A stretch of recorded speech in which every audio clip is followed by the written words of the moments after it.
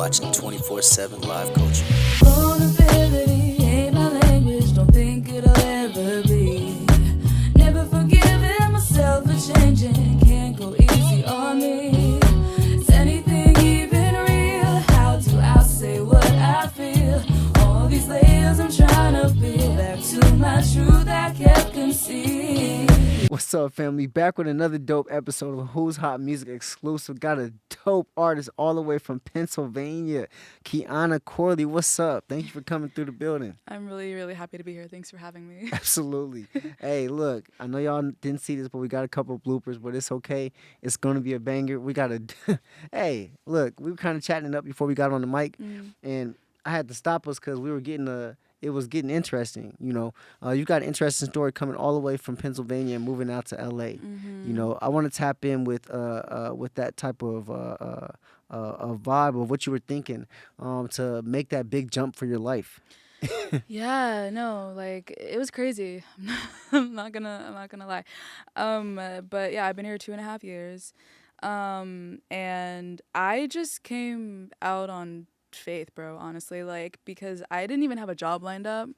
I didn't have a large amount in my bank account. Like, I was just like, it's gonna work out, and it did. And now I'm in a better place. But it was, yeah, honestly, a really, on paper, it was a stupid decision, but I'm so happy that I did it.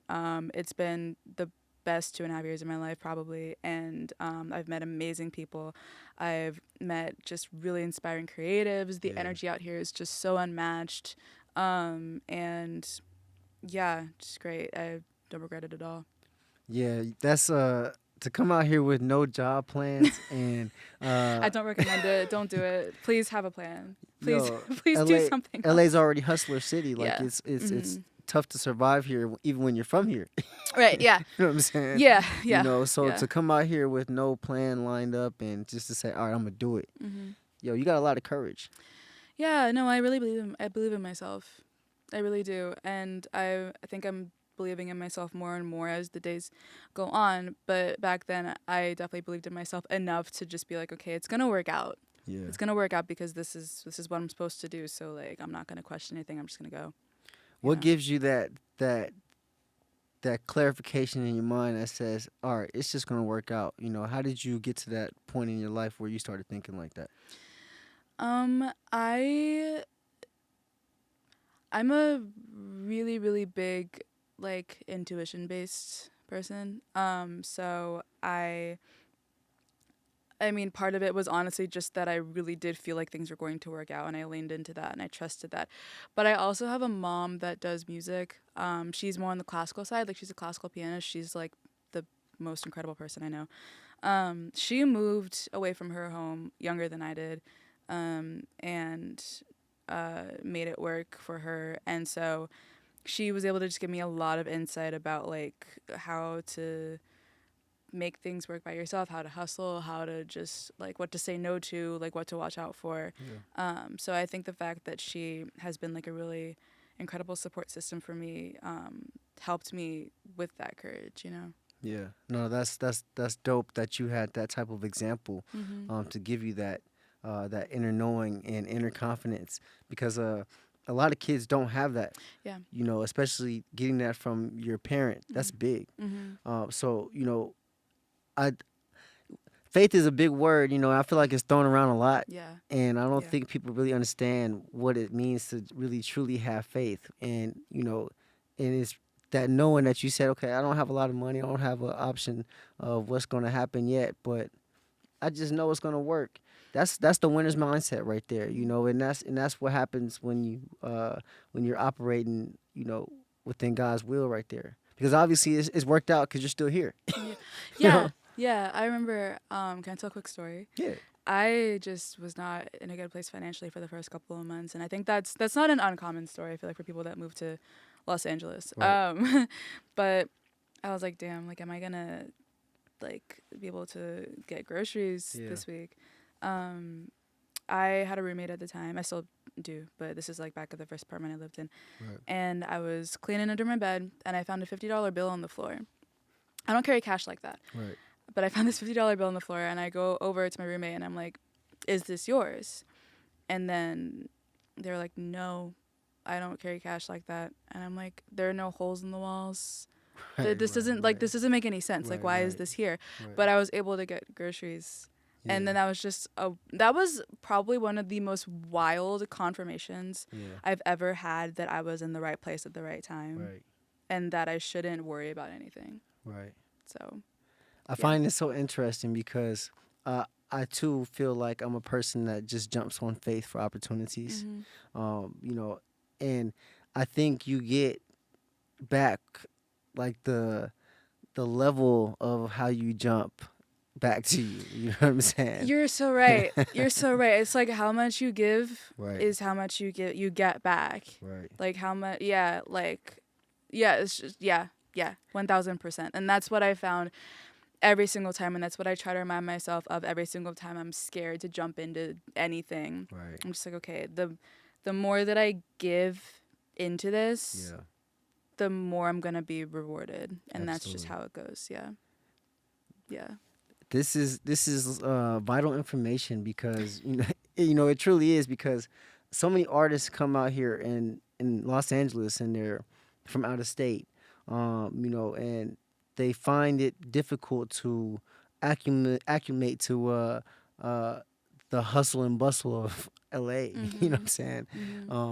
So many artists are working 2-3 jobs. Yeah. You know what I'm saying? Whether it's being a hostess, restaurant server, security. I mean, you name it. Nightlife runs crazy with artists out here. So you got to do what you have to do. You know, I think that's a crazy component of what Hollywood actually entails. Yeah, no, absolutely. I mean, I work a couple jobs, you know, and that's what I have to do. And it's fine because I'm able to still have time to work on my art, you know, which is what I wanted. But, I mean, if you want it bad enough, you'll do not anything, like not like anything, but like, you know, you'll do what you have to do within your integrity.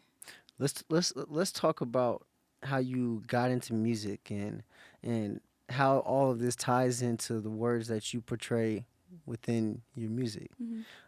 So what was the spark? What was the start that said, okay, I'm a musician now. This is what I do. So my mom's a musician, and she never was somebody to force anything on me or to force me away from anything, which is something that I'm forever grateful for. She just kind of let me be my own person.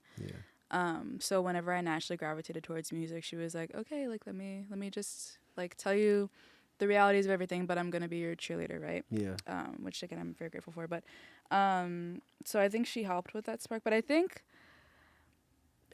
what happened was when I was 16, and mind you, like I grew up in a very, very tiny town. So we were the type of town to have like really small farmers markets outside of like farms and stuff, you know. So like there's this woman who was a friend of my mom's who runs a farmers market, and she was like, I want to have live music. Does your daughter want to play? Nice. And I was like, okay. I'd never performed anything. Like, you know, I mean, I did, because I did musical theater actually growing up, but I'd never performed like a set before that moment. And I practiced for hours every day for weeks. It was covers at that time. Like it was nothing original at that time, but yeah, like I just go, and it was like a 2-hour set. I got paid like $25. Nice. But like, Nice. you know, Nice. it was, I just like played these songs for people. And I just saw them be like affected by the words that I was saying, even though they weren't mine. And I just felt like I was communicating with them on a level deeper than I'd ever communicated with before. And then from that down, I was like, I just have to keep doing this. Getting your start running a set at the farmer's market. That's dope, you know, and then getting paid for it. No, and it was great. It was great. It was a wild sense of accomplishment, and I just didn't look back, honestly. So You know how many people can't say they've actually gotten paid for performances? Mm. You know, so like for you to do that your first time, you set yourself up into a whole nother level. Like it was meant for you off rip. You know what I mean? $25 is $25. Yeah. You know what I'm Yeah, saying? yeah. You It was a lot to me back then. hey man, Yeah. it's a lot today. That's gas. You know what I'm saying? For Milk real. high these days, eggs high. I'm just, you know what I'm saying? But you know that's dope though. Mm-hmm. That you were able to, you know, cultivate your gift. So what happened after that? You took that confidence then, and when did you start like writing music and actually putting it out? I was writing music during that time. I just wasn't confident enough to share with people. Yeah. I wrote music because I like needed an outlet, you know. Yeah. Like there's just a lot going on like as a kid. So I wanted to just kind of have a place to express. And so I started writing songs from like 11, Yeah. you know, on. I mean, I'm not saying all of them are good. Right. Right. But like yeah, I think like gig number 3 or 4 was when I first started to like share original stuff, and just hearing the feedback people were giving was, I just remember, unreal, because it is so scary to share that part of yourself for the first time. Yeah. Like, you know, if people don't like it, like people don't like it, like it's not their cup of tea and it's not that deep, you know, and it shouldn't be. Right. But to you, especially at the time, like when you're like vulnerable like that, it's Right. like damn, like like Right. you, like you're saying you hate me, and that's how it feels. Right. Like Yo. but yeah, no, I think it was just, you know, I think because I felt really good connecting with people with other people's music, I was like, okay, what can happen Yeah. if I share my own words? Yeah. Because then if people come and talk to me afterwards, I can actually have like a deeper story to tell them, because it's my own experience, you know. Yeah. Yeah. That's being a creative is a interesting position to be in, because you're thrust into a position where you have to get over your insecurities.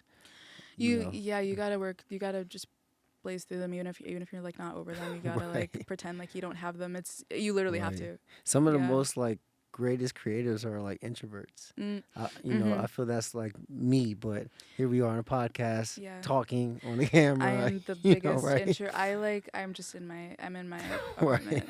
I'm inside. I'm inside. I'm inside.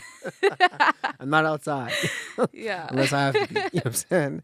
That's how it is. You know, it's like, you Mhm. know, I feel like sometimes when you're in a creative space, you're kind of sensitive to other people's energies. Mhm. You Mhm. know, Mhm. and people's energies can be overwhelming sometimes. You know, especially in large events. Mhm. You know, I got to the point where I'd be going places and I've been there for like 30 minutes. All right, I gotta move around. You know what I mean? You know. I just did that the other day. Like my really good friend had a show, and I came for her set and left. Wow. Like, and I don't like doing that. Yeah. I don't. Yeah. Because it comes off as like rude sometimes. Right. But that was just a night I was like, I love this girl down. I Yeah. don't want to be around people right now though. Yeah. So I'm just gonna go. Gotta protect your energy. Yeah. You know. Yeah. I get it. So when you started to put your music out there and you got over the hump of, all right, people can hear me now. You know what I'm saying? Mhm. What was the moment where you felt some, I guess, gratification to say, okay, this is working for me?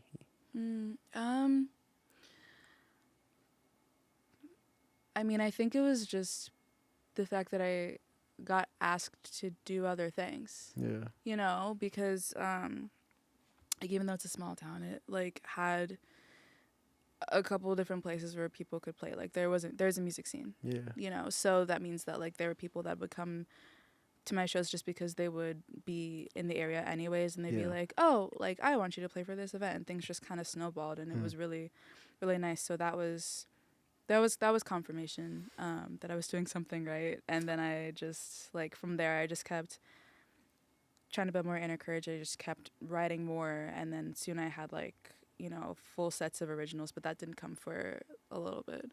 Man, the preparation stage, you know, it's like writing so much stuff and just preparing for the future, you know. Yeah.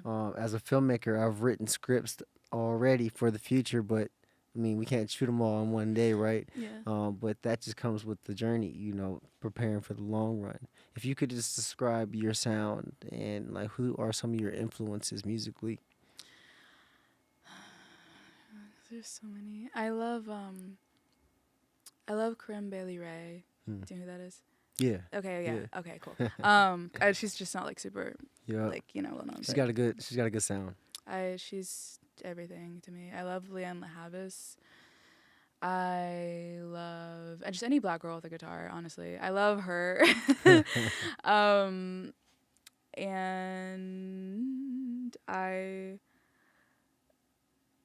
I think those are my biggest influences. Like those are the people that I try to copy a lot with different sounds. But I also really love like SZA, Yeah. Yeah. and Janae, and Janae. I also I think I'm forgetting everybody that I listen to right now. Aaliyah, like Okay. 90s R&B for sure course, is yeah. like unmatched to me. I don't think you can ever go wrong with the 90s R&B. No. Yeah. Nope, there's no better genre in my opinion. Right. Right. I also like some indie stuff. Like I really love Steve Lacy. Okay. And yeah, I listen to just about everything though. Yeah. But I think those are like my influences when it comes to writing. Yeah. So What's a song that's in your catalog that you feel that people should definitely listen to? What's the go-to song? jeez. Well, I put out a song in August called Drought. Mm-hmm.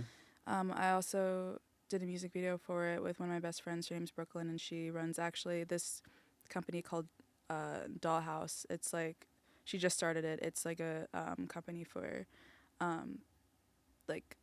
just marginalized groups. Gotcha.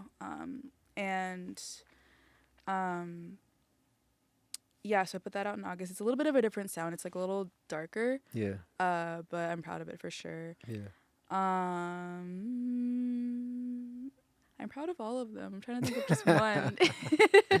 That's a good feeling right there. That means you're doing the right thing. I'm trying. I will say there's a song that I had a collab with my friend Liam called Hope You'll Never Meet Me. It's more indie pop.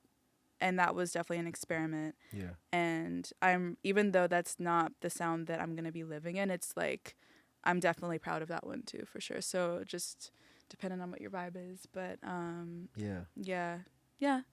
Okay.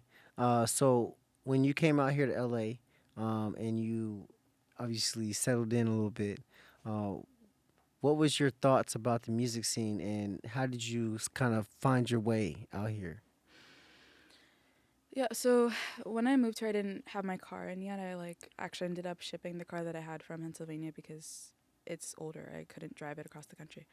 Yeah. But I didn't have a car for the first month-ish, so I was just Ubering everywhere because I also didn't know people. So I actually had a friend from my college that moved here a couple months before I did, and she's one of my best friends. Like, we still hang out all the time. So, but when I wasn't hanging out with her, I was just hanging out with myself, and I was going to different places. I was just Googling showcases. Yeah. I was going by myself, just being yo, if you ever need a co-writer. Yeah. I also sing, I do this, just anybody that I would see perform that I really vibed with, that had safe energy. I was let's be friends, Right. And I just did that for a while. And I just had people do the follow for follow thing. And then eventually what started happening was that I would keep going to these things.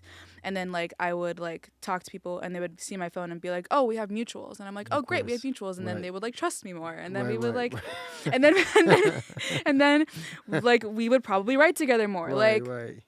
So, it's, yeah, and that's the hustle and the grind and everything. I mean, and there's a lot of people that I still talk to that are just very dear to me that I'm so glad that I met that way. And then there's people that I don't really, that I had one session with and we don't talk, and that's fine. Right. There are people out here that just love music and are so genuine and are just here for the music. And I think that it's important to keep your eyes on that and keep your hope up for finding those people so you don't just get discouraged, because I just find that so many people here are so discouraged by all the other people that just want to be famous, or they want to like get a bag and nothing else, and and a lot of that exists here, and it's annoying, but it's not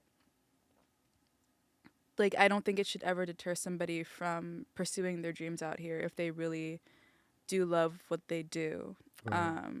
And also the people that move here that do just want to be famous or whatever, I think that there's also just a genuine like want that they have too, that maybe they feel like they need to put harsher walls around, so even they can be reached, like you know, like we're all just trying our best.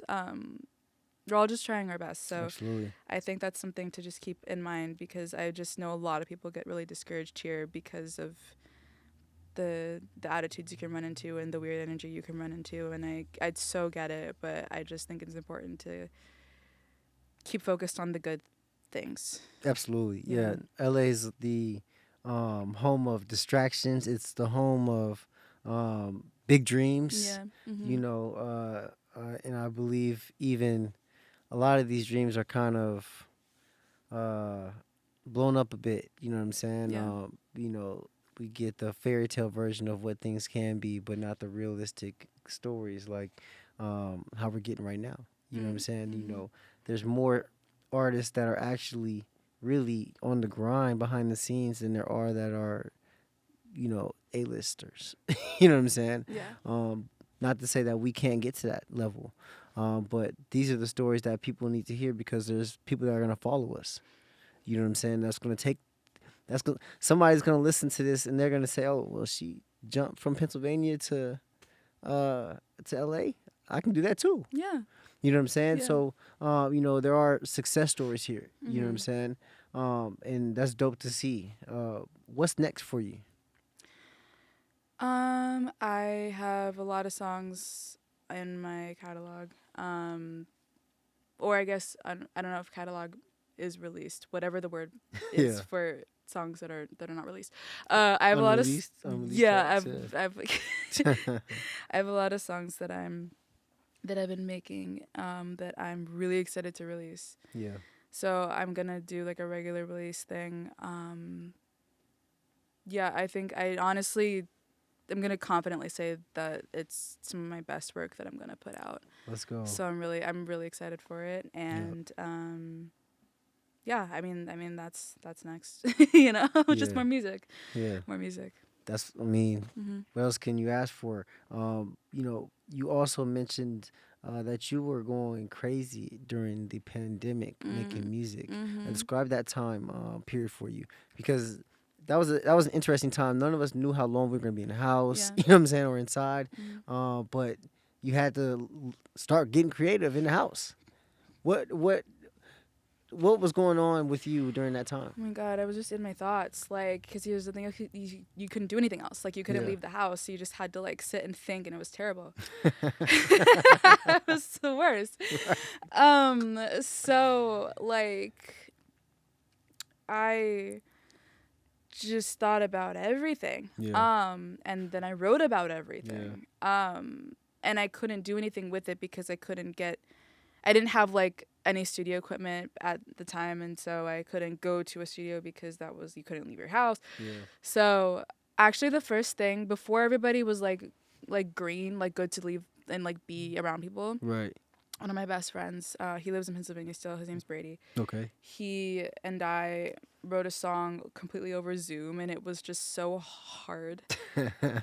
But we did it, and we put it out, and like we didn't ever meet in person to do it. But then once we were in the green, like, we just we got together and made like a giant collab project. And then I also was working on my own stuff. I don't know, because like there was nothing else to do but write. Yeah. So with obviously it was an awful time. It was a really dark time for a lot of people. Right. But I think one of the silver linings is just how much time that like creatives had to just create, because we couldn't really do anything else. Yeah. So I really just did it to keep sane. Hey, I mean, using your creative efforts to get through times like that, I mean, some people don't have the ability to tap into that. So it could have been a little bit difficult for them to just kind of sit in their mind and thoughts and not be able to express that properly. So, music is definitely the way to be able to do that. For sure. Absolutely. If you had some inspiration or motivation for any artist that is coming up as a rising artist, what would it be? This is really cliche, but just stay true to you. And I'm going to expand on that because I know that's like a saying you probably heard a billion times, right? Just listen to yourself and what you want whenever you're in situations where you don't feel comfortable, creatively. Just make sure that you can come back to what you've always been inspired by since you were younger. I think that's actually kind of what I'm like going through right now, actually, is just kind of reminding myself, like, okay, these were your influences, this is what got you into music. Like, it's good to experiment and do other things and just figure out more of what you want, but like just make sure that you're not doing things, make sure like you're doing things for yourself and not only for others. Absolutely. Especially when it comes to like your creative like output. And just also if you feel yourself changing and shifting, like rock with that too, and that's also staying true to you. So I think like staying true to yourself is something that comes with more practice. Like the more that you like get to know yourself, like I'm not going to say that I'm a perfect example of that, but I think just checking in with yourself regularly is what's going to keep you like going in the business, and that's creatively, that's mentally, that's spiritually, that's just all the above. No, that's dope. Like you said, being true to yourself, and even through the times, like you said, through the changing and the shifting. So many times we shift through identities. I can say through my 20s, I had so many different identities, of who I thought I was going to be, of who I was affirming myself to be, but then I wanted something else.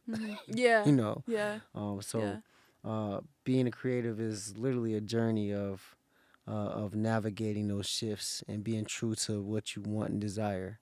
Like she said, for anybody that's coming up, it's being open to change, and creatively expressing yourself where you are in the moments that you're existing in, to the best of your ability. You know what I'm saying? I think that's how we operate at the highest frequency here. You know what I'm saying? Where can people follow you and find your music? My Instagram is just Kiana Corley, so that's KIANA CORLEY. And on TikTok it's the same, but just music after that. But everything's under my name, so just Kiana Corley. You can search me on Spotify, and Apple Music, and just all the places you stream music, and on YouTube. I have music videos that are a little bit dispersed. Not all of them are under my personal, but if you just see my face on the thumbnail, then it's a video of mine. Hey, look, tap in, Kiana Corley, Pennsylvania to LA. She's got some talent. I'm telling you, it's a nice vibe. It's something that you can ride to and vibe to when you just riding through the city or listen or vibing late night. You know what I'm saying? Hey, Kiana, thank you for coming to the show. Appreciate it. Thanks. Alrighty. See y'all next time. My God, the fraud, who said that 20-something was prime, your time. I think they're missing something. So far to climb. We're still here at the bottom. We'll be just fine in time. You're watching 24/7 Live Culture.